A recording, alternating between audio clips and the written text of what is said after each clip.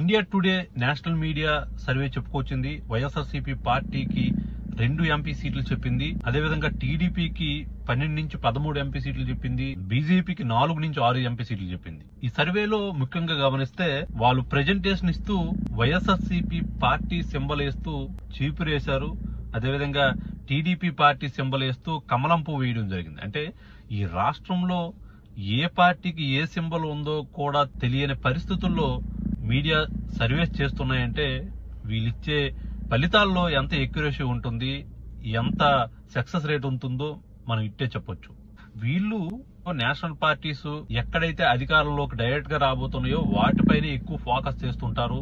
అదేవిధంగా మిక్స్డ్ ఫలితాలు కాకుండా ఒక వేవ్ పైన ఆంధ్రప్రదేశ్ లాంటి మిక్స్డ్ ఫలితాలు వచ్చే పరిస్థితి, అంటే ఏ పార్టీకి కంప్లీట్ మెజారిటీ స్వీప్ లేకుండా 10 నుంచి 20 సీట్లు వచ్చే పరిస్థితి పైన ఉండేటప్పుడు ఈ ఫలితాలు ఫెయిల్యూర్ రేట్ ఎక్కువ ఉంటుంది. అంతేకాకుండా వైఎస్ఆర్సీపీ పార్టీ పక్కాగా గెలిచే స్థానాలు, అంటే కళ్ళు మూసుకొనే చెప్పొచ్చు ఈ స్థానాలకి ఇంకెదురు లేదని చెప్పి, నంద్యాల, కర్నూలు, కడప, రాజంపేట, అరకు, చిత్తూరు, తిరుపతి ఈ స్థానాలకి 100% పక్క, ఇంకా డ్యామ్ షూర్ గా వైఎస్ఆర్సీపీ పార్టీ వస్తుందని చిన్నపిల్లలనే చెప్తాడు. ఈ 6 స్థానాలు వైఎస్ఆర్సీపీకి పక్క స్థానాలు.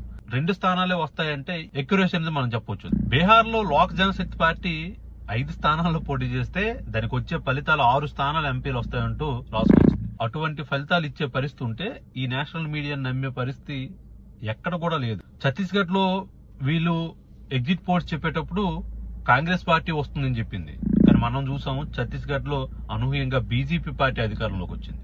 అదేవిధంగా ఈ సర్వే రాజస్థాన్ లో కాంగ్రెస్ పార్టీ అధికారంలోకి వస్తుందని చెప్పింది. కానీ రాజస్థాన్ లో బీజేపీ పార్టీ అధికారంలోకి వచ్చింది. యాక్సెస్ మై ఇండియా అనే సర్వే పశ్చిమ బెంగాల్కి వచ్చేసరికి 130 నుంచి 160 స్థానాలు బీజేపీకి వస్తాయని చెప్తే బీజేపీకి 77 స్థానాలే వచ్చాయి. అదేవిధంగా మమతా బెనర్జీ 217 స్థానాలతో అధికారంలోకి వచ్చింది పశ్చిమ బెంగాల్లో. టుడేస్ చాణక్య వచ్చి కూటమికి 22 స్థానాలు వస్తాయని చెప్పుకొచ్చింది. వైసీపీకి 3 స్థానాలు వస్తాయని చెప్పుకొచ్చింది. గతంలో టుడేస్ చాణక్య చాలా రాష్ట్రాల్లో ఫెయిల్ అయింది. అది పక్కన పెడితే ఆంధ్రప్రదేశ్ విషయంకి వచ్చేసరికి 2019లో ఏం చెప్పిందో చూస్తే 2019లో టుడేస్ చాణక్య వచ్చి టీడీపీకి 17 స్థానాలు వస్తాయని చెప్పింది. కానీ 3 స్థానాలు మాత్రం వచ్చాయి. వైసీపీకి 8 స్థానాలు వస్తాయని చెప్పింది. 22 స్థానాలు కైవసం చేసుకోవడం జరిగింది. ఈ సర్వేస్ పట్టుకొని టీడీపీ అన్ని పేజెస్ లో తిప్పడం జరుగుతుంది. టీడీపీకి చెప్పిన సర్వే సంస్థల్లో మరికొన్ని సర్వే సంస్థలు ఏంటంటే పాప్కార్న్ మీడియా 151 స్థానాలు ఇచ్చింది. రింగ్ టు పోల్ 150 స్థానాలు ఇచ్చింది. క్రికెట్ ఛానల్ 120 స్థానాలు ఇవ్వడం జరిగింది.